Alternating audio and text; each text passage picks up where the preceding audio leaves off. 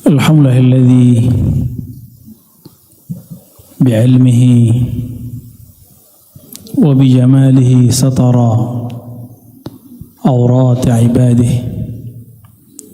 Asyhadu an la ilaha illallah wa asyhadu anna Muhammadan abduhu wa rasuluh. Allahumma salli wa sallim wa barik ala sayyidina Muhammad. Allahumma salli wa sallim alaihi wa ala alihi wa ala alihi wa ashabihi wa li baitihi wa dhurriyyatihi ajma'in.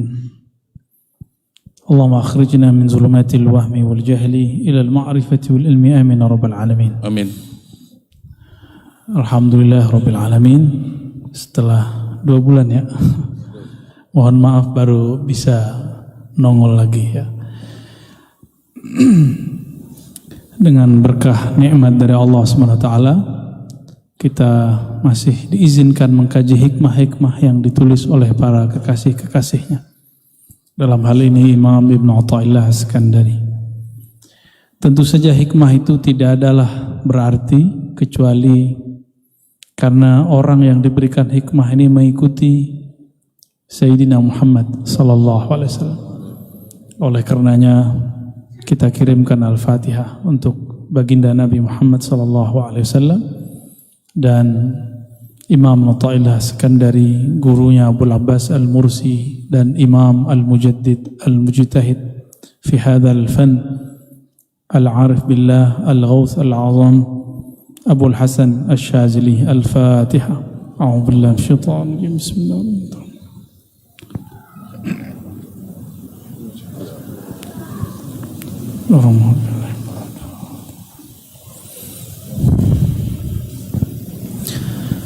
Kalau di kitab saya nomor 32, tapi di beberapa aplikasi 40. Ini bukan kitab saya juga ya, ini kitabnya Mancung ini ya. Tasyawwufuka, Imam Athaillah mengatakan tasyawwufuka, betul ya? Tasyawwufuka ila ma batana fika min al-uyub khairun min tasyawwufika ila ma hujiba anka min al-ghuyub. Jadi godaannya kajian kita malam ini adalah godaannya orang yang mempunyai hati yang sensitif, kolbu yang tajam. Apa godaannya? Ini yang mau kita kaji di hikmah yang ke-32 atau 40 ya. Tasyawwufuka itu berarti kecenderunganmu ingin mengetahui ila ma batana fika minal uyub, untuk mengetahui apa yang tersembunyi di dalam dirimu daripada aib, khairun, lebih baik, min tasyawwufika ila ma hujiba anka minal ghuyub, daripada engkau disingkapkan alam gaib atau yang tidak tampak secara kasat mata, isi hati orang, benda di balik tembok, sesuatu yang tersimpan di dalam perut bumi. Nah, godaan-godaan untuk mengetahui ini itu akan terjadi pada orang yang sedang berlatih spiritual. Apapun alirannya, apapun agamanya, sama semua. Jadi kalau orang sedang belajar ilmu-ilmu tentang spiritualism, apa yang terjadi? Kerohanian, dia tertarik ingin ngetes isi hati orang. Ya, benar nggak? Tertarik untuk mengetahui isi pikiran orang, ingin ngetes apa yang terjadi hari ini, adu-adu kesaktian. Itu ujian-ujiannya. Lalu apa kata Imam Athaillah As-Sakandari? Engkau melihat aib di dalam dirimu, tersingkap aib dirimu, itu lebih baik daripada tersingkapnya alam ghaib. Aib, ghaib beda, ain ma ghain. Beda ain dan ghain itu sudah beda makna. Ya. Ternyata kebanyakan orang memandang dirinya nggak punya aib, memandang dirinya sempurna, sehingga tidak ridho aibnya dibuka. akhirnya dia lebih senang membicarakan orang lain karena merasa dirinya suci. Nah, ini yang terjadi di kebanyakan orang-orang yang sedang belajar ilmu-ilmu kerohanian. Ya. Bahkan baru belajar fikih aja begitu. Coba kalau belajar bid'ah, sunnah bid'ah, pengennya ngapain? Bidahin orang, ya kan? Belajar ilmu akidah, pengennya ngapain? Nyesatin orang. Itu godaannya sama. Orang begini jadi mufti. Apa jadinya? Muftinya suka mencari kesalahan kelompok-kelompok yang ada, bukan membina. Kalau orang ulama harusnya membina umat, bukan nyalahin umat. Kalau enggak, untuk apa dia jadi ulama? Untuk apa dia duduk di majelis-majelis ulama, di jabatan-jabatan keulamaan? Untuk apa? Untuk cari kesalahan orang. Berhenti aja jadi ulama, ya. Ulama itu orang yang takut kepada Allah. Orang yang takut kepada Allah sibuk dengan aibnya, bukan sibuk dengan kelompok lain. Maka kita agak kecewa kalau ada tokoh-tokoh yang menganggap dirinya ulama lalu sibuk dengan aib-aib kelompok-kelompok yang masih ahlus sunnah wal jamaah, yang masih bertasawuf dengan baik, yang masih berfikih dengan baik, bersyariat dengan baik. Itu agak kecewa besar saya, ya.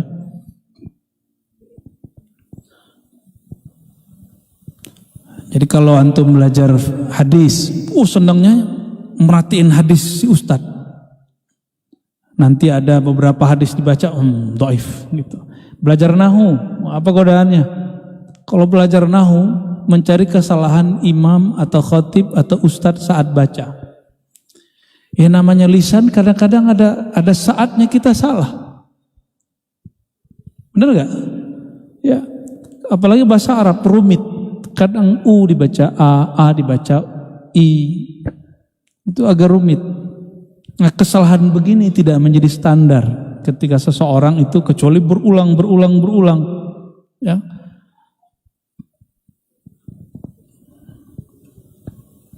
Jadi mulailah dari malam ini mendisiplinkan kerohanian, tidak mencari aib orang. Maka di dalam maksurat kita, istighfar itu didetailkan pada diri sendiri, bukan pada orang lain. Maka berdoalah, ini doa. Ya Allah, tutuplah aib saudaraku dari pandanganku. Coba doa begitu setiap hari. Tutuplah aib saudaraku, apalagi guruku, dari pandanganku. Sempat doa gitu enggak? Maka saya kalau ada ustadz yang bahkan dia nyerang saya sebelum-sebelumnya, kita dengarkan dia lagi kena musibah, kena aib, kena tuduh, saya nggak mau nonton, Pak. Sama sekali nggak mau tonton. Kita skip. Maka kita doakan, ya Allah kuatkan dia. Nggak enak aib dibuka, itu nggak enak. Nah, ilmu ma'rifat itu dan keramat itu aurat. Bahkan aib jika dibuka mesti dibungkus. Kita punya aurat nggak, Pak? Mau nggak auratnya dikeluarin? Mesti dibungkus. Oke? Maka kajian ma'rifat mesti dibungkus dengan dalil, baru boleh ditaruh di luar. Ya? Dan sejauh ini kita sedang selalu berusaha untuk itu. Jika ada yang kurang tepat, silakan kasih tahu. Ya. Nanti mana yang kurang tepatnya kita benerin. Kecuali antumnya yang kurang tepat memahami. Ya. Itu lain cerita itu. Ya. Nah, ada orang nggak paham satu bab, lalu ada orang lain buka, dianggap, itu kajian tinggi, jangan dibuka. Nanti umat keblinger. Yang keblinger dia, umat enggak kecanduan, ya enggak? Antum itu enggak mampu baca kitab, enggak apa-apa. Tapi jangan sampai ruhnya ketinggalan. Kualitas rohaninya harus tetap dijaga. Enggak mesti bisa baca kitab.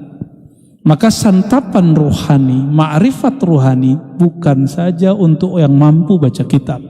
Bukan hanya untuk santri dan kiai.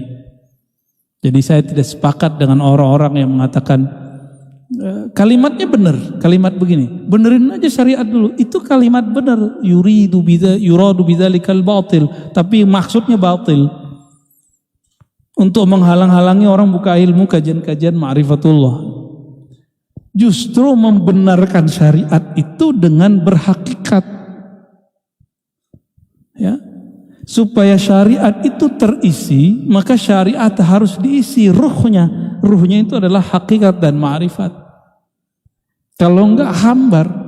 Itu yang ditulis oleh Imam Zarruq di dalam kitabnya Qawaidut Tasawuf, yang ditulis Imam Sya'rani dan lawaqihnya, bahwa orang-orang yang berfikih tapi tidak belajar ilmu qalbu itu sholatnya hambar, zikirnya hambar, baca Qur'annya hambar, ngajinya hambar, nggak ada rasanya, puasanya juga hambar, terasa jadi beban. Ini yang dikatakan oleh Sidi Syekh Abdul Qadir Jilani dalam Ghunyah. Kalau belum sampai pada tahapan murad itu orang berma'rifat, maka rasanya masih beban kalau beramal. Tapi kalau sudah murad, jadi murid sama murad, bedanya apa? Murid sama murad. Murid itu berusaha melawan malas, melawan ngantuk, melawan bosan, itu murid. Kita semua ya, benar nggak? Benar ya? Lagi berusaha melawan kemalasan. Sedangkan al-murad, orang-orang yang sudah dikehendaki Allah mendapatkan ma'rifat, jauh aja dikejar. Kalau antum masih murid, ya, datang tapi rasanya berat, ngeluh, susah amat sih kan nikmah japos ini, ya, masuk ke dalam gang, ya kok gores-gores lagi, ya, ribet ya. Tapi kalau sudah murad, kemanapun ngaji terasa ringan, itu sudah murad, ya. Tuhattu anhu athqalus salikit tariq ila Allah. Begitu kata Imam Syekh Abdul Qadir Jilani quddasallahu sirrahu. Orang kalau sudah murad, apa penciriannya? Beban dia menempuh jalan menuju Allah, Allah angkat, terasa ringan saja, ya. Kalau antum baca di buku, zikir 10.000 pusing, zikir 5.000 pusing, zikir 1.000 kebanyakan. Tapi kalau guru sudah perintah dan Allah sudah terbitkan nur dalam kalbu, berarti sudah mulai jadi murad. Itu 1.000 sedikit, malah kecanduan, dikit amat, lanjut gitu. Kalau udah begitu, udah mulai jadi murad, ya. Murad itu yang dikehendaki mendapatkan ma'rifat oleh Allah Subhanahu wa taala. Udah enggak sempat mikirin aib orang. Ini ada orang belajar tasawuf tapi gunanya mencari kesalahan orang bertasawuf. Itu belum itu. Ya. Kita udah enggak sempat mikirin orang lain. Kecuali dia datang depan kita baru kita sempat mikirin dia. Ya. Baik, Allahumma sholli ala sayyidina Muhammad, ya. Saya ucapkan selamat untuk merbot yang berangkat besok, ya. Semoga diberkahi, ya. Gak perlu diajarkan tapi saya ingetin aja. Kalau di Mekah banyak-banyak zikir tauhid, di Madinah banyak-banyak sholawat kepada Nabi SAW. Gak usah ngeliatin orang kiri kanan, udah merem aja sebut la ilaha illallah. Banyak-banyak, ya. Pandang Ka'bah, ingat yang punya Ka'bah, ingat yang disembah, bukan Ka'bah yang kita sembah. Maka tidak boleh mengaitkan hati dengan batu bata yang ada di Ka'bah, tapi kepada yang memuliakan Ka'bah, ya. Sampai di Madinah kita nggak nyembah kubur, kita mencintai orang yang dikubur di situ, Sayyidina Muhammad sallallahu alaihi wasallam. Tolong dibedakan cinta dengan menyembah, ya. Orang cinta berkorban, ya. Cinta itu ya nyebut-nyebut, nangis-nangis, haru.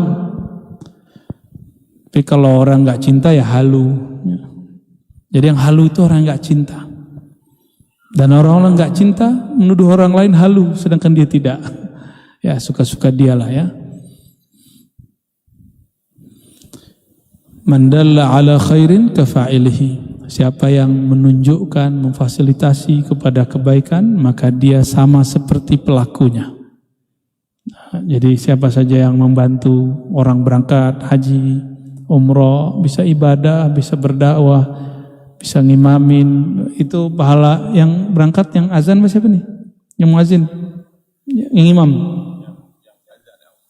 merbot. Oh, yang bersih-bersih semua segala macam. Insyaallah kita dapat pahala memberangkatkannya dan keberkahan dari amalannya. Ya, amin ya rabbal alamin. Itulah rezeki. Rezeki itu bukan sebanyak gaji. Rezeki itu tergantung pemberian Allah yang maha memberi rezeki. Ya. Man dalla ala khairin kafa'ilihi. Jadi bapak-bapak jangan kalah. Ya, bulan depan bapak-bapak yang patungan ya. Ya, masa kalah sama ibu-ibu? Itu karena ibu-ibunya rajin ngaji, bapaknya sok sibuk bekerja ya. Sok sibuk, tar keburu meninggal. Ya. Al-haqqu laisa bimahjubin. Hikmah yang berikut. Ini temanya sudah lain, tentang kenapa sulit berzikir itu. Yang sulit itu Allah yang terhijab atau kita yang terhijab? Allah yang terhalang atau kita yang terhalang? Allah yang sulit atau kita yang sulit? Maka dijawab oleh Allah Subhanahu wa taala, oleh Imam Athaillah Skandari dengan kalimat al-haqqu laisa bimahjubin. Allah al-haq, yang maha hak. Al-haq itu digunakan dengan kata hijab, itu menunjukkan al-haq itu yang maha real. Dulu di Pakistan ada seorang filosof namanya Muhammad Iqbal. Ya, bukunya bagus sekali. Islamic Thought, berbicara tentang bagaimana mereformasi pemikiran Islam di zaman Islam sedang runtuh. Silakan dicari bukunya. Ya. Dan dia termasuk orang yang meluruskan cara berpikir beberapa filosof Prancis mengenai Islam dan konsep ketuhanan. Ya. Muhammad Iqbal itu menyebut Allah al-haq, lalu beliau mengerti, oh inilah alasan kenapa dulu Al-Hallaj mengatakan anal haq. Anal haq itu bukan aku Tuhan, tapi kata Al-Hallaj, aku sekarang menjadi real, benar-benar real, hakiki, bahwa aku seorang hamba yang hina, hanya Allah yang betul-betul ada. Itu makna dari Muhammad Iqbal. Ya. Wa innamal mahjub anta anin nazari ilaih. Yang terhijab itu bukanlah Allah, karena Allah tidak mungkin terhijab. Apa arti hijab? Penghalang. Apakah mungkin Allah dihalangi oleh sesuatu? Wujud Allah itu bukan benda, bukan juga benda itu jisim. Jisim itu lawannya, ada jauhar, ada arad. Bukan arad. Arad itu karakter, kondisi, sifat yang melekat pada benda. Kalau ada kursi, mesti ada tempatnya kursi. Maka tempat itu namanya arad, kursi itu jisimnya. Paham ya? Ada wajah, ada indah, cantik, tampan. Wajah, bentuknya itu, nah bentuk wujud itu ada 3 jenisnya. Ada wujud yang hakiki, bentuknya ada bendanya. Ada wujud fil azhan, dalam fikiran. Maka coba merem, kelihatan gak Monas? Kelihatan, maka itu namanya wujud fil azhan. Seandainya masjid di Majapos ini hancur, masih kebayang gak di kepala? Masih. Ada kawan kita yang sudah meninggal, ingat 1 orang aja, tuh masih ada kan di kepala? Masih ada. Namanya wujud fil azhan. Yang membagi ini Imam Ghazali. Ya, ada wujud fil a'yan, realitas. Yang ketiga, wujud fil lisan. Wujud dalam bentuk ungkapan nama. Maka setiap wujud ada namanya. Setiap yang ada mesti ada namanya. Nah, Allah itu wujudnya bukan wujud benda. Maka dia tidak mempunyai karakter tempat.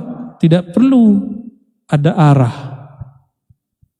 Jadi yang meyakini Allah ini berarah atas, bawah, kiri, kanan, dia terjebak menjisimkan Allah, membendakan Allah, dan itu pantangan aulia-aulia Allah Subhanahu wa taala. Lalu bagaimana dengan hadis perempuan yang mengatakan fis sama, Tuhan di langit? Itu mesti ditakwil. Ya. Atau dikembalikan ke makna hakiki dari kata sama. Sama itu sumuw, suatu yang tinggi. Allah itu maha tinggi. Orang Arab kalau ngomong fis sama berarti suatu yang maha tinggi. Kenapa hadis ini bermasalah? Kenapa mesti wajib ditakwil? Karena si perempuan diriwayatkan dia nggak bisa ngomong. Kok di hadis itu dia ngomong fil sama? Berarti hadis ini muttarib, ya. Kok bermasalah hadisnya?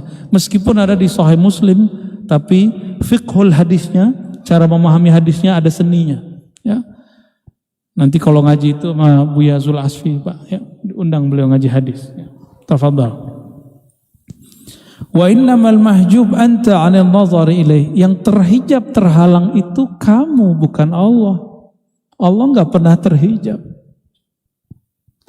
Kalau Allah luput sedikit saja, sebentar saja, sedetik saja, satu biji zarah saja di alam, itu hancur langsung alamnya. Maka Allah ini dengan kita selalu ada ta'alluq, ada alaqah, hubungan yang hanya Dia yang tahu. Ya. Enggak boleh putus. Putus, hilang, binasa. Idz law hajabahu syai'un lasatarahu ma hajabah. Seandainya Allah itu terhijab oleh sesuatu, berarti Allah terhalang oleh sesuatu. Berarti penghalangnya lebih kuasa dong daripada Allah. Gitu maksudnya. Walau kana lahu sa'irun lakana liwujudihi hasirun. Wa kullu hasirin li syai' fahuwa lahu qahirun, ya. Seandainya Allah itu bisa dibatas-batasi, dihalang-halangi, berarti Allah itu masih dikuasai, bukan menguasai. Jadi yang terhijab kita atau Allah? Kita yang terhijab. Apa yang menghijab? Persepsi. Diajak ngaji akidah, salah. Ya, hari gini masih ngaji akidah, ngajak ngaji sunnah bid'ah, salah juga. Tuh, ngikutin kata-kata orang awam tuh. Enggak juga awam, kiai yang ngomong. Saya masih ingat 2000 saya mulai ngaji yang serius sekali. 2016 saya udah mulai ngaji hadis yang serius secara terbuka. Tadinya hanya ke teman-teman, ya, hanya di pesantren, hanya ke teman-teman yang di majelis. Kita bawalah kajian hadis. Hari gini ente ngaji hadis. Itu ulama aja tuh yang ngaji begitu. Yang ngomong siapa? Ulama juga. Ya. Udah saya ganti ngaji fikih, usul fikih. Sunnah bid'ah kita buka karena banyak ulama kita minta tolong. Teman-teman kita yang ahlus sunnah beramal tapi nggak punya dalil. Kita jelaskan sunnah bid'ah. Apa kata kawan? Ustadz juga nih orang. Ya. Diapain bagusnya ustadz ini ya? Ngapain hari gini masih bahas sunnah bid'ah? Tuh salah lagi.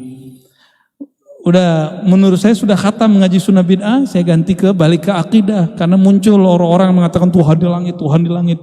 Kita buka lagi kajian sifat 20, apalagi kata orang ini kajian level tinggi. Ya. Orang awam enggak sanggup. Tapi saya lihat ngaji ilmu akidah rame tuh. Kita buka daurah akidah Tohawi rame. Daurah Imam Ghazali di Bandung waktu itu rame. Belum kita ngaji di YouTube gitu belum ada orang buat begitu. Masih ramai alhamdulillah. Nggak ada tuh saya tanya, berat nggak otaknya? Otaknya jadi pecah nggak? Enggak, malah kecanduan. Kenapa? Ternyata selama ini antum itu terlalu dimanjakan dengan pahala-pahala dan ketawa ketiwi. Paling tinggi muhasabah, nangis-nangis. Ya kita nangis-nangis juga, muhasabah juga gitu nggak kita tinggalin. Tapi ada sesuatu yang mesti kita olah di sini. Ini otak terlalu sayang untuk dibiarin dia nganggur ya. Jangan dianggurin nih otak. Adakah orang lahir jadi orang alim? Ada nggak? Nggak ada. Orang lahir la ya'rif syai'an, nggak tahu apa-apa.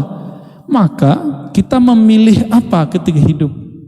Itu yang disebut ikhtiar. Jadi kesempatan saya dan antum semua sama untuk mengetahui suatu bab. Jadi jangan ngomong sulit, enggak. Tergantung. Ilmu itu aurat, jika tidak dibungkus baru jadi masalah. Kan selalu kita bungkus. Bungkus dengan dalil akli, dalil nakli. Selalu. Dalil akli dengan qiyas, analog. Dalil nakli kita sebutkan Qur'annya, sunnahnya, kalam ulamanya. Dulu kalau ngaji hikam tuh, santri-santri ngomong ini, lu ngaji hikam, mau jadi wali. Itu saya ngomong ustad loh. Dan tidak sedikit ada kiai yang ngomong ngaji hikam ente gila nanti. Oh ternyata ini ustad, nggak tahu ustad bidang apa dia. Dia nggak tahu kalau ada orang ngaji hikam tambah waras. Yang gila itu bukan hikam, ilmu hikmah, ilmu kanuragan. Banyak yang asik di alam itu. Mereka sebenarnya nggak gila, mereka cuma asik di alam itu. Udah campur-campur sama alam ini.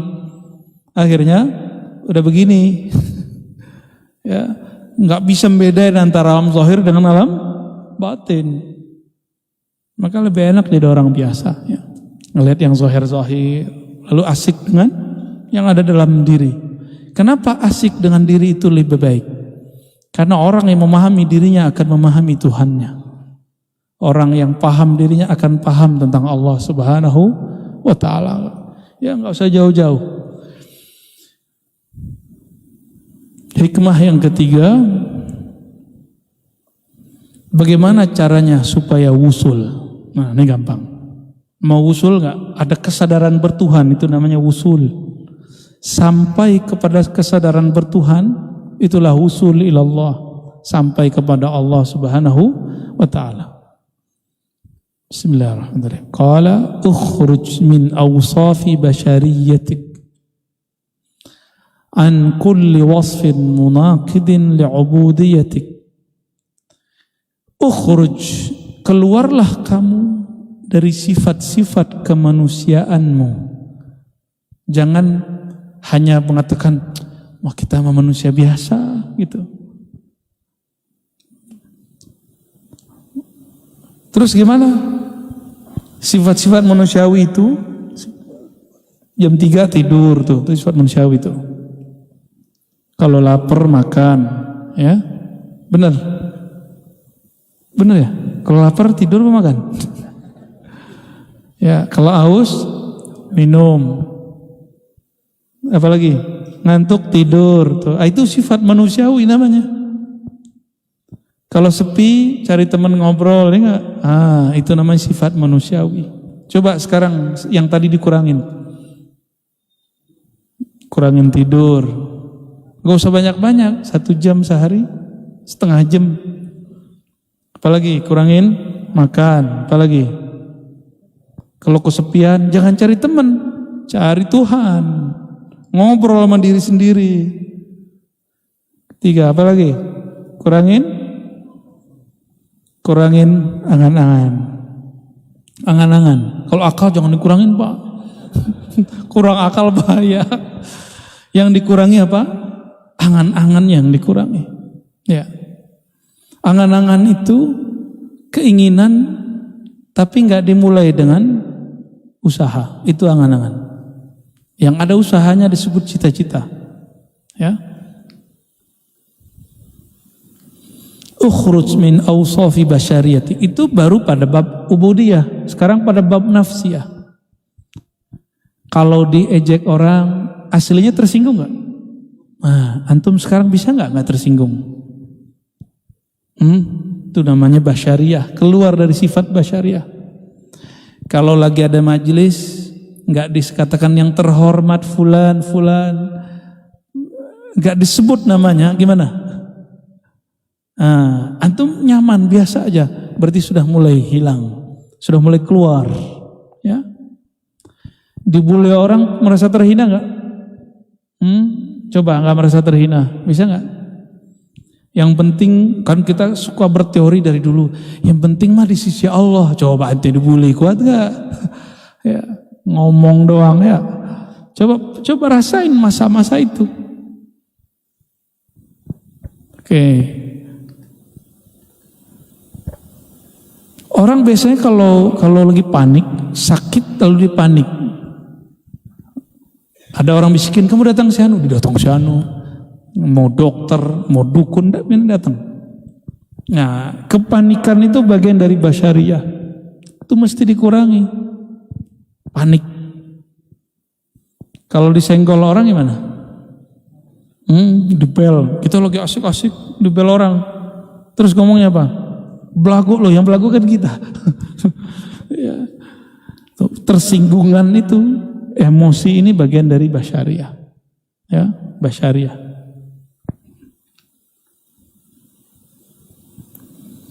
Makanya kalimatnya, kalau ingin engkau merasakan kesadaran bertuhan, pertama yang harus dicoba adalah keluar dari karakter orang biasa, gitu. Karena itulah yang menghijab kita. Ya. An kulli wasfin munaqidin li'ubudiyatik. Nah, lebih spesifik lagi, keluarlah dari semua sifat yang membatalkan kehambaanmu kepada Allah. Itu dia. Itu lebih spesifik. Sifat-sifat kehambaan. Hamba itu hina apa mulia? Hamba itu patuh atau pembangkang? Ya. Hamba itu percaya atau berkhianat? Amanah atau berkhianat? Pasti dia amanah. Itu hamba, ya. Nah, berarti keluar, ini yang disebut takhalli. Sering kita dengar istilah takhalli. Kayak dulu dari zaman Zaidun Amzar sudah ngomongin takhalli gitu ya. Ya, coba prakteknya. Ya. Masa ada majelis 20 tahun ngaji kitab Ihya Ulumuddin tapi nggak mengajarkan talqin zikir sama sekali? Itu aneh bagi saya. Bagi saya itu aneh. Kalau nggak bisa mentalkin, kirim dia untuk ditalkin oleh mursyid siapa. Gitu kita punya prinsip. Awal-awal dulu saya buka Ihya sama Hikam, kita kalau mau talkin walaupun udah dapat ijazah, saya kirim ke orang. Jadi kita ini nggak usah kemudian menghandle semua, pusing kita. Ya. Akhirnya kasihan beberapa murid dari mudanya dia ngaji zikir, tapi nggak pernah praktek talqin zikir. Itu menyedihkan. Ya, saya sudah ketemu beberapa majelis begitu. Ya, kita sarankan kepada para kiai nggak usah gengsi untuk melepas. Itu basyariah juga. Sisi basyariah dari seorang muallim. Ya. Nah, jangan lagi ngomong begitu, benerin aja syariat ente loh, tutup tuh ihya'nya ya. Tutup tuh hikamnya, ngapain diajarin begituan? Ya. Litakuna linida'il haqqi mujiban wa min hadratihi qariban. Supaya apa? Nah, ini yang disebut usul itu. Engkau menjawab seruan Allah Ta'ala dan engkau menjadi dekat min hadratihi, kehadiratnya. Selama ini sering nyebut hadirat. Apa arti hadirat? Kehadirat Allah apa artinya? Lihadratihi qariba. Apa arti hadirat? Kehadapan, hadir di hadapan Allah Subhanahu wa ta'ala. Teman saya punya daftar wirid. Dia kalau ngirim Fatihah ila hadratillah, diprotes oleh kawan sesama aswaja. Saya tanya balik, di hikam ada begini, wa min hadratihi qariba, dan kepada hadiratnya dekat. Boleh tuh menggunakan istilah hadirat. Cuma kalau nggak kurang pas ganti aja. Saya menggunakan istilah li ridhaillahi ta'ala. Ya. Tapi gunakan li hadratillah boleh, supaya menghadirkan rasa di hadapan Allah. Al-Fatihah kan boleh-boleh aja tuh. Bukan ngirim Fatihah kepada Allah. Allah mah nggak butuh Fatihah kita. Ya, Rasulullah butuh Fatihah antum nggak? Enggak. Maka kalau disebut ila hadrati ruhi Rasulullah SAW, Nabi nggak butuh. Kita butuh. Kita kirim kepada beliau, ada nur mengalir kepada kita. Nur itu yang kita butuhkan. Terkoneksi itu yang diperlukan. Ya. Jadi hudur ya hadratillah itu hadirnya sang hakikat diri di hadapan Allah yang maha sejati. Itu yang disebut ila hadratillah itu. Ya. Hikmah terakhir ya. Aslu kulli ma'siyatin. Ini terbanyak di malam selama ngaji nih. Karena 2 bulan jadi kita ngebut ya. Harusnya 2, sekarang 4. 4 ya dari tadi ya. Alhamdulillah. Aslu kulli ma'siyatin wa syahwatin wa ghaflah ar-ridha 'anil nafs. Ini udah pernah kita bahas di luar. Pokok asal daripada segala maksiat. Maksiat itu terjemahan aslinya kedurhakaan. Beda dengan dosa. Dosa itu lebih spesifik. Kalau maksiat ini lebih umum. Semua kedurhakaan disebut maksiat. Wa syahwatin, syahwat yang rendah. Wa ghaflatin, dan kelalaian. Apa sebab dari tiga ini? Jadi ada tiga nih. Tiga yang negatif. Maksiat, syahwat, ghaflah. Ini tempatnya di mana aja ya? Maksiat itu setan. Kalau syahwat, nafs, jiwa. Kalau ghaflah, kolbu. Kalau ruh gak pernah lupa. Ruh itu gak ada aib sama sekali. Ruh itu dengan Allah sangat dekat sekali. Jadi aqrabu ilallah, sangat dekat. Maka hakikat insan itu ruhnya. Walaqad khalaqnal insana wa nahnu aqrabu ilaihi min hablil warid. Sungguh kami ciptakan manusia. Al-insan itu beda dengan bashar. Bashar itu sisi manusiawi. Sedangkan hakikatul insan ruhnya. Kami kepada ruhnya lebih dekat daripada urat nadinya. Itu surat Qaf. Silakan dibaca. Dulu favorit kami kalau isya, sholat isya. Kalau sholatnya sama santri, bukan sama jamaah. Kalau sama jamaah pada kabur. 3 halaman soalnya. Surat Qaf itu 3 halaman. Ya dulu. Ya. Itu. Masya Allah.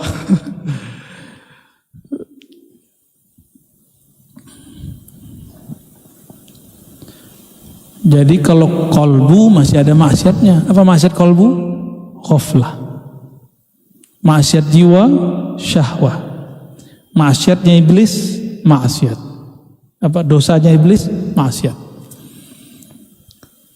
Kalau ruh, ar-ruh, tidak ada dosanya. Ar-ruh min amri Rabbi, karena dia amrullah. Kalau amrullah nggak ada, dia dijaga oleh Allah Subhanahu Wa Taala. Namun ruh kita ini terpenjara oleh 3 belenggu ini. Inilah 3 hijab yang membuat ruh kita tersiksa. Ini yang membuat dia nggak bisa ngelihat jalan pulang. Antum nggak bisa jalan pulang ke akhirat karena 3 ini.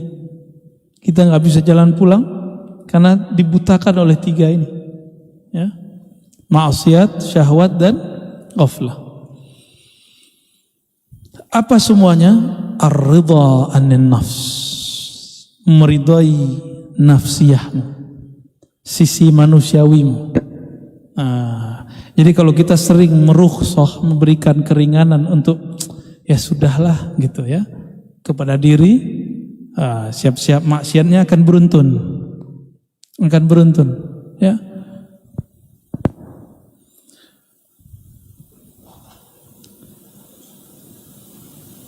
Kalau orang awam maksiatnya zahir, kalau muallim guru maksiatnya batin. Batinnya guru itu apa? Maksiat batinnya guru, merasa alim. Ini yang paling ngeri Pak. Itu hijab yang luar biasa. Berarti dia ghaflah. Dia lalai bahwa ada yang lebih alim dari dia. Apakah makhluk, apalagi khalik, Allah Subhanahu Wa Ta'ala. Jadi merasa pinter dikit aja, itu jauh-jauh. Tapi kalau antum merasa kepintaran ini dari Allah, baru boleh. Jadi kapan kita boleh merasa pintar? Jika kita lihat ini pemberian Allah. Kapan antum boleh merasa alim? Jika punya guru yang alim, merasa sebab mereka kita diberi ilmu oleh Allah SWT. Ya. Orang berguru jauh daripada ketakaburan. Ya pasti tawadhu. Wa aslu kulli ta'atin wa yaqazatin wa 'iffatin 'adamur ridha minka anha. Lawan dari maksiat taat, lawan dari syahwat yaqazah, sadar ya. Lawan dari ghaflah, ini kebalik dia. Lawan dari syahwat iffah, tidak menjaga kehormatan. Lawan dari ghaflah yaqazah, yaitu sadar. Taat pada diri kita, ya, ifah menjaga kehormatan diri pada nafs, yaqazah sadar pada qalbu. Itu adamur ridha minka anha, ketika engkau tidak meridhoinya, tidak memberi rukhsah untuk basyariah, sisi manusiawi. Jadi mulai kurangin. Jadi bertorikoh itu tidak hanya lagi ngurusin maksiat-maksiat zahir semata, tapi sudah mulai maksiat yang batin. Itu kalau sudah mulai berjalan dalam dunia torikoh, ya. Kalau sudah mulai bertasawuf, ya, kita nggak akan bahas baca ini, faedahnya ini, itu nggak perlu lagi. Ya. Baca gimana caranya supaya rezeki saya lancar. Nah, udah nggak mikirin gitu. Antum cukup berusaha, ikutin ilmunya, ambil asbabnya, jangan curhat begituan sama guru. Sebaiknya nggak usah. Kenapa? Curhat begitu itu akan mengurangi nanti rasa hormat kepada gurunya. Kenapa? Nanti kalau antum habis curhat tapi nggak ada efeknya pada usahanya, dia mikir kayaknya guruku kurang sakti deh. Gitu. Hati-hati ya. Ya. Cuma kalau minta doa boleh, minta doa aja, doain sukses itu cukup. Jangan spesifik. Ya. Tenang aja. Kalau antum punya kerja, punya usaha, ambil tugas usahanya, serahkan hasilnya kepada Allah. Ya. Tentunya ngambilnya dengan bijak. Jadi orang-orang yang hebat di dunia itu orang bijak, bukan orang yang serabutan. Ya, kan ada orang yang penting kerja, yang penting lama di kantor, gaji nggak jelas. Ada juga yang begitu. Nggak begitu. Wali antas haba jahilan la yarda an nafsihi. Khairul laka min an tashaba aliman yarda an nafsihi. Fa ayyu ilmin li alimin yarda an nafsihi wa ayyu jahlin li jahilin la yarda an nafsihi. Engkau berguru berkawan dengan orang yang jahil, kata orang dia nggak sekolah, nggak nyantri, bukan kiai, bukan habib, ya. Tapi la yarda an nafsihi, dia tidak ridho dengan nafsunya, dengan dirinya. Khairul laka, maksudnya dia tidak mengikuti hawa nafsunya. Khairul laka min an tashaba aliman. Itu lebih baik daripada engkau berguru, bermajlis dengan orang alim tapi mengikuti hawa nafsunya. Senangnya nafsu ngapain? Kalau ada orang alim sono, dia omongin aib orang alim itu senangnya nafsu. Nah, majelis-majelis begitu, kata beliau, kamu berguru kepada orang jahil di sudut kampung sana lebih baik daripada engkau berguru kepada dia, walaupun dia bergelar, berlakop, berderjat di depan mata umat misalnya. Tapi kalau omongannya begitu, la yanfa. Engkau punya guru orang yang dianggap tidak alim, tidak intelektual, tidak bergelar, tidak doktor, tidak LC, tidak MA, tidak kiai, itu lebih baik. Syaratnya satu, dia tidak mengikuti. Nah, punya guru biasa-biasa aja nggak apa-apa. Ya. Kenapa? Fa'yu ilmin li alimin yarda an nafsi. Masih disebut alim nggak orang yang suka mengikuti hawa nafsunya? Kiai cari popularitas itu ngikutin hawa nafsu. Kiai emosional mulu, itu hawa nafsu. Murid kalau marah-marah, guru kalau marah-marah, muridnya gimana? Sama. Nanti coba lihat aja. Guru nih suka marah-marah, muridnya marah-marah kerjaannya. Gurunya suka zikir, muridnya suka zikir. Gurunya suka ngaji, muridnya nanti suka ngaji. Begitulah terus. Karena guru itu orang tua, dicontoh oleh muridnya. Jadi berhati-hati cari guru, ya. Wa ayyu jahlin li jahilin. Masih disebut jahil enggak orang yang tadi menurut antum tidak sekolah, tapi dia tidak mengikuti hawa nafsunya. Ya, saya ketemu dengan seseorang dibully orang enggak balas dibully. Dibully orang enggak balas dibully. Tapi ada yang katanya hafiz Quran, sekolahnya ke luar negeri, senggol dikit di YouTube balasnya berjilid-jilid. Wa ayyu jahlin li jahilin la yarda an nafsi. Disitulah mata batin akan kebuka. Mana sebenarnya yang alim, mana sebenarnya yang jahil. Ya. Ini kita tes nih besok nih antum. Disenggol orang, dimaki orang, dibully orang, di-unlike orang, emosi gak? Ya, gak boleh emosi. Kalau ngaji hikam emosi, berarti ngaji hikamnya harus lebih banyak, bukan berhenti ngaji hikam.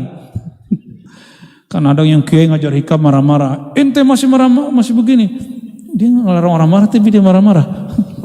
Masih marah-marah, ngaji hikam, berhenti ente ngaji hikam. Seharusnya kiai yang berhenti ngaji hikam ya. Allahumma salli ala Sayyidina Muhammad. Jam berapa kita selesai? Boleh ada pertanyaan? Oke, 1 ya. Oke, fadhal. Silakan Bapak Ibu yang ada pertanyaan atau share, kami persilakan. Angkat tangan aja. Oh, ada ibu-ibu ya, Pak. Kasih ibu-ibu. To the point aja Bu ya, tidak ada pembukaan. Langsung to the point pertanyaan.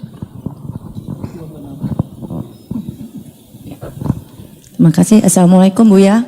Saya kedua kali nanya ke Buya. Mudah-mudahan Buya tidak bosan.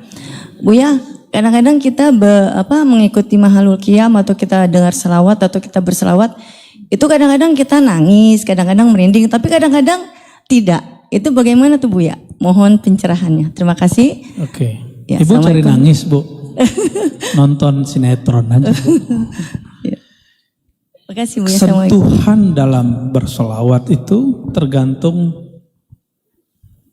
hadirnya kolbu saat bersolawat. Tapi ada orang yang tersentuhnya kalau yang bernasyidnya suaranya merdu. Jadi kalau nggak merdu nggak nangis. Ya, kalau gitu dengerin mahal ini aja ya.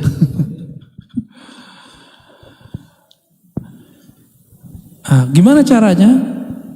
Kenali yang kita sholawati, maka rasanya stabil.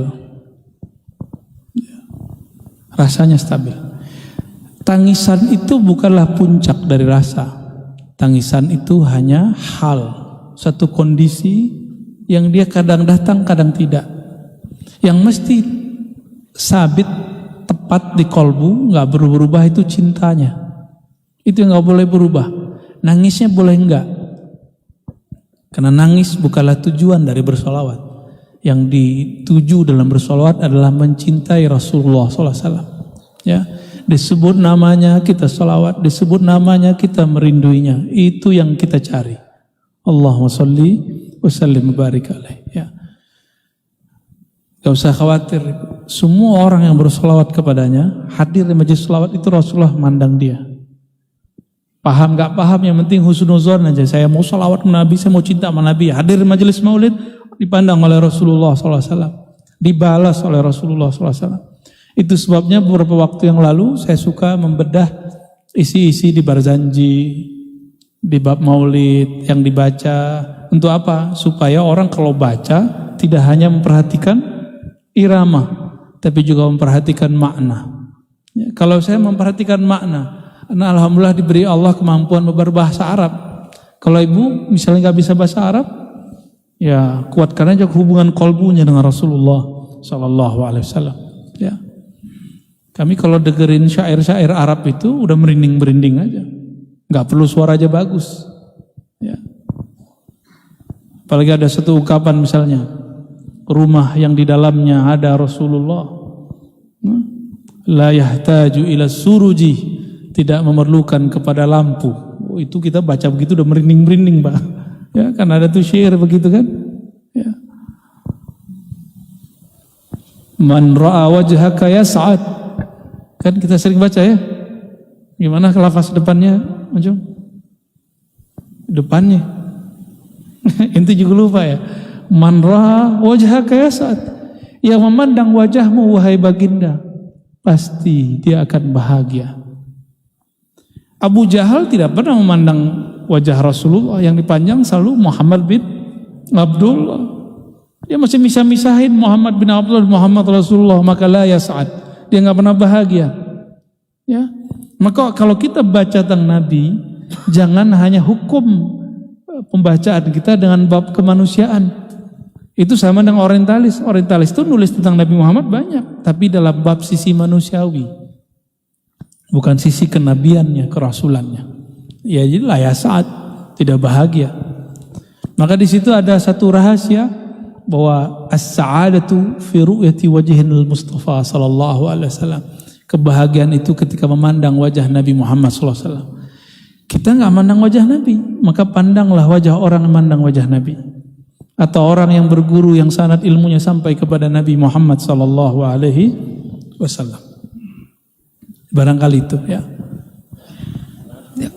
Satu aja lagi ya. Oke. Ya, assalamualaikum warahmatullahi wabarakatuh. Assalamualaikum. Izin Bu ya bertanya. Ya, fadhal. Bismillahirrahmanirrahim. Ya, ini mungkin kegelisahan umum aja kali ya.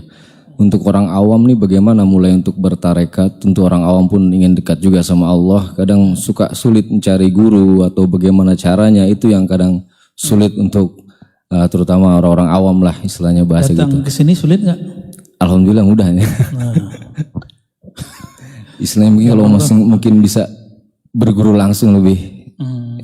Sekian, terima kasih. Wassalamualaikum warahmatullahi wabarakatuh. Assalamualaikum warahmatullahi wabarakatuh. Guru mursyid itu banyak. Cuma mungkin ada yang mencari popularitas, guru yang populer. Jangan, cari guru mursyid itu yang bersanad, bukan yang masyhur. Ini kaidah ya. Cari guru mursyid bukan yang masyhur, tapi yang bersanad kepada Rasulullah SAW. Belum tentu yang masyhur itu bersanad. Belum tentu dia dapat ijazah kolbunya nyambung kepada Rasulullah SAW. Belum tentu. Syukur-syukur dia masyhur, lalu kolbunya bersambung kepada Allah SWT. Murid itu kadang-kadang, mohon maaf, ada yang egois, hanya mementingkan dirinya. Jadi kalau mau datang ke guru, hanya ingin didengarkan keluh kesahnya. Jadi guru itu kayak sampah aja, tempat curhat. Mohon maaf, saya kasihan ngeliat beberapa guru itu, pas muridnya datang itu ceritain, besok bulan depan itu lagi yang diceritain. Kasihan gurunya. Ya, kalau datang ke guru cukup minta doa, minta dibimbing zikir. Ya, padahal guru kita banyak tamu, banyak murid, gak mungkin hanya kita. Itulah adab saya kalau saya masuk ke Masjidil Haram dan ke Raudhah. Di Raudhah saya nggak lama-lama kalau masuk. Sholat 2 rakaat saya berangkat langsung. Oh, antum ada teknik bisa duduk lama, silakan. Tapi saya tidak tega dengan orang yang antri di luar sana. Cukup kita setor muka kepada Rasulullah, kita nanti bisa cari tempat lain di belakang maqbarah Nabi sallallahu alaihi wasallam. Jangan beribadah dengan hawa nafsu. Ya. Sholat di situ dapat pahala berapa? 1000. Sebenarnya tempatnya atau hadir kolbunya sebenarnya. Kenapa Nabi bilang sholatun fi masjidi? Kalimatnya masjidi, ada ya-nya. Sholat di masjidku, ada aku di situ. Itu lebih baik atau sama dengan sholat 1000 rakaat di tempat yang lain. Maknanya apa? Hadirkanlah Rasulullah di dalam sholatmu, itu sholatnya langsung diangkat sama Allah. Walaupun tempatnya di masjid ini Majapos. Cuma gak nyampe 1000 karena antum kolbunya gak pas. Tapi lumayan. Itu yang disebut shollu kama ra'aitumuni usolli, sholat seakan-akan engkau melihat aku. Kenapa sholat di Masjidil Haram lebih tinggi? Karena antum merasa kayak dekat sekali kepada Allah. Coba, Allah itu kan yang di Mekah sama di sini sama. Hadirkan kesamaan itu. Nah, guru mursyid itu bukan popularitas dia yang kita cari, tapi yang kita cari siapa guru dia. Maka mencari tahu seorang guru, siapa gurunya itu penting. Ya. Ada guru yang berguru kepada guru zahir. Mesti ada guru zahir dulu. Terus misalnya ada guru yang mengatakan saya berguru ke Nabi Khidir, silakan, boleh. Gak apa-apa juga. Ada juga yang mau langsung ke Nabi Muhammad, silakan. Tinggal dibuktikan ya, ma'rifatnya sampai apa enggak ya. Nah, jadi gimana caranya bertarekat dengan mudah? Istikharah, pilih mursyid. Katakan kepada Allah, ya Allah bimbing aku menemukan mursyid.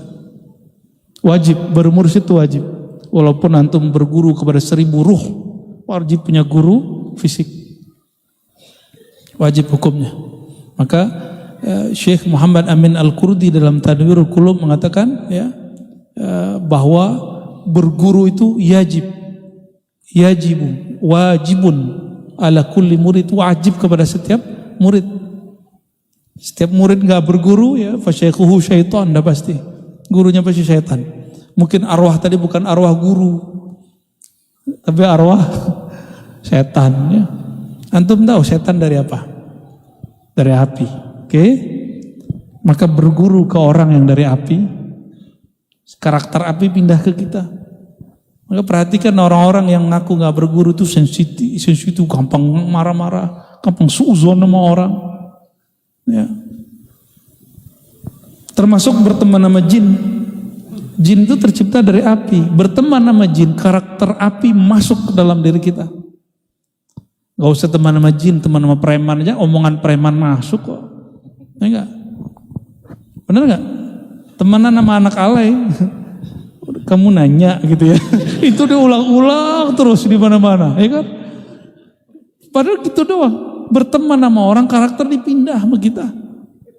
Antum temenan sama Habib, ya nggak dapat ilmunya, dapat NNT-nya kan lumayan.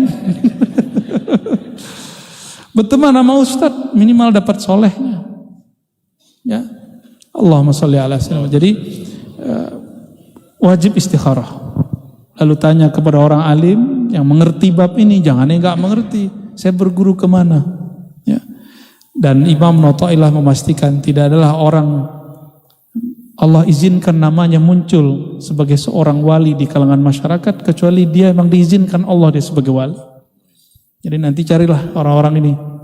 Banyak di Jakarta, banyak di Jawa Barat, banyak di Banten, banyak. Ya. Masih ada di Pandeglang, masih ada Abu Yamuh tadi. Ya, beliau lah, ya, masih hidup beliau. Masih ada Habib Lutfi. Masih ada Mbah Ahmad Halwani di Magelang. Masih banyak. Enggak pernah ada bumi hilang, enggak ada mursyidnya, enggak ada walinya, enggak mungkin. Pasti ada. Karena kalau enggak ada kiamat, enggak mungkin. Jadi saya sedih ada wali meninggal, tapi di saat itu saya juga bahagia. Berarti ada pelanjutnya. Ya, siapa tahu yang hadir malam ini ada yang jadi pelanjutnya. GR ya. Alhamdulillah udah jam 9. Cukup ya. Alhamdulillah Allah masih takdirkan, izinkan kita untuk mengkaji hikmah-hikmahnya. Kesempurnaan milik Allah bukan milik saya. Maka kami kembalikan semua kesempurnaan, kebenaran kepadanya. Kita bacakan surah Al-Fatihah untuk baginda Nabi Muhammad SAW. Dan untuk diri ruh kita masing-masing. Al-Fatihah. Bismillahirrahmanirrahim. Ya kemudian Siratul Adzim. Allahumma ya Allah ya Alim ya Azim ya Rahman ya Rahim ya Halim ya Halim ya Halim. Amin. Ya Allah yang Maha Penyantun. Amin. Ampuni semua dosa-dosa kami. Amin. Dosa yang kami sengaja, yang tidak kami sengaja. Amin. Dosa yang kami lihat ketika kami sendiri. Amin. Dosa yang kami lakukan ketika kami sedang sepi. Amin. Dosa yang kami lakukan ketika tidak ada makhlukmu memandang, tapi kami seakan-akan lalai bahwa Engkau selalu memandang kami. Amin. Ampunkan kelalaian kolbu kami ya Allah. Amin. Allahumma ya Allah, ighfir lana ghafalatina. Ya Allah, ampunkanlah kelalaian kolbu kami. Allahumma ya Ghaffar ya Ghafur ya Sattar ustur auratina bisitrikal jamil. Amin. Ya Allah, kami dari ujung rambut, ujung ubun-ubun sampai ujung kaki semuanya ada maksiat, semuanya ada syahwat, semuanya ada ghaflah, kelalaian. Namun ya Allah, hanya keindahan sifat-Mu yang dapat menutupi semua aib kami. Amin. Allahumma ya Allah, Innaka alimun bidzati sudur. Engkau maha tahu semua yang tersimpan dalam kolbu kami. Amin. Faghfir lana, ampuni dosa-dosa kami, apa yang tersimpan di dalam hati dan dada kami. Amin. Allahumma ya Allah, dosa kami yang tidak kami sengaja, yaitu disebut nama baginda sallallahu alaihi wasallam, tapi kami tidak bersolawat. Kami kurang merinduinya, kami kurang mengharapkannya, kami kurang mengenalnya. Amin. Allahumma ya Allah, Ya nur, ya man huwa nur ala nur, salli ala nurika Muhammad sallallahu alaihi wasallam. Wahai pemilik cahaya, wahai sumber semua cahaya, limpahkanlah cahaya rahmatmu kepada baginda Nabi Muhammad sallallahu alaihi wasallam, sehingga melimpah ruah juga ke dalam kalbu pikiran kami semua. Amin ya Allah. Lalu menjadi akhlak mulia dalam hari-hari kami ya Allah. Amin. Allahumma ya Allah, semua sifat-sifat tercela ada dalam diri kami. Amin. Namun malam ini kami berharap meminta ya Allah, ya Jabbar, ya Jabbar, ya Jabbar. Wahai yang maha mengubah sesuatu dengan sangat mudah, yang sangat cepat dan ringan. Amin. Maka ya Jabbar, fajburna, tolonglah kami mengubah keburukan sifat kami menjadi lebih baik. Amin ya Allah. Dari pemarah menjadi penyabar. Amin. Dari pembenci menjadi penyayang. Amin. Dari kata-kata kasar kepada kelembutan. Amin. Dari berburuk sangka kepada berbaik sangka. Amin. Dari kejahilan kepadamu kepada kemakrifatan mengenal Engkau. Amin ya Allah. Dari kerasnya hati sulit berzikir menjadi lembut, gampang tersentuh berzikir. Amin. Allahumma a'inna ala dzikrika wa syukrika wa husni ibadatik. Amin. Allahumma ya Allah, bantulah kalbu ini, lisan ini, tubuh ini untuk mengingat Engkau. Amin. Namamu sangatlah berat ya Allah. Amin. Namun Engkau menyuruh kami menyebut nama Engkau ya Allah. Amin. Fa'inna ya Rabbana, maka bantulah kami menyebut namamu ya Allah. Amin. Faj'alna minal mukthirin al-mufarridin, maka jadikan kami orang yang banyak mengingat Engkau ya Allah. Amin ya Allah. Ya Allah, bagaimana mungkin kami mengingat Engkau ya Allah, sedangkan fikiran kami tidak sanggup membayangkan Engkau ya Allah. Maka bantulah ruhani kami mengenang pertemuan alastu bi rabbikum ya Allah. Allahumma ya Allah, wa'inna ala syukrika wa husni ibadatik. Kami malu memohon minta rezeki ya Allah, tapi kami meminta ya Allah, bantu kami mensyukurimu ya Allah. Amin. Tentu tiada syukur kecuali karena Engkau memberi ya Allah. Amin. Fa'inna ala syukrika, fa'inna ala syukrika. Maka jadikan kami hamba yang banyak bersyukur ya Allah. Amin ya Allah. Allahumma ya Allah, fa'inna ala husna ibadatik. Amin. Bantulah kami ya Allah untuk membaguskan, menyempurnakan kehambaan kami kepada Amin, Engkau ya Allah. Allah. Membaguskan kehinaan kami di hadapan Engkau ya Allah. Amin. Allahumma rabbana atina fid dunya hasanah wa fil akhirati hasanah wa qina adzabannar. Amin. Ya Allah, kebahagiaan darimu ya Allah, melalui Rasulmu ya Allah. Allah. Bantulah kami di dunia mengikuti sunnah-sunnah Rasulmu ya Allah. Allah. Wa tawaffana ala millati Rasul. Amin. Wafatkan kami dalam menjalani, dalam memperjuangkan agama kekasihmu Rasulullah sallallahu alaihi wasallam. Ajirna minan nar ya Rabb. Bebaskan kami dari neraka-Mu, siksa-Mu ya Allah. Amin. Wa sallallahu ala sayyidil wujud, sayyidil qawnain, sayyidina Muhammad Allah. wa ala alihi wa ashabihi wa li baitihi wa dhurriyyatihi ajma'in. Walhamdulillahi rabbil alamin. Mohon maaf salah kurangnya. Assalamualaikum warahmatullahi wabarakatuh. Assalamualaikum.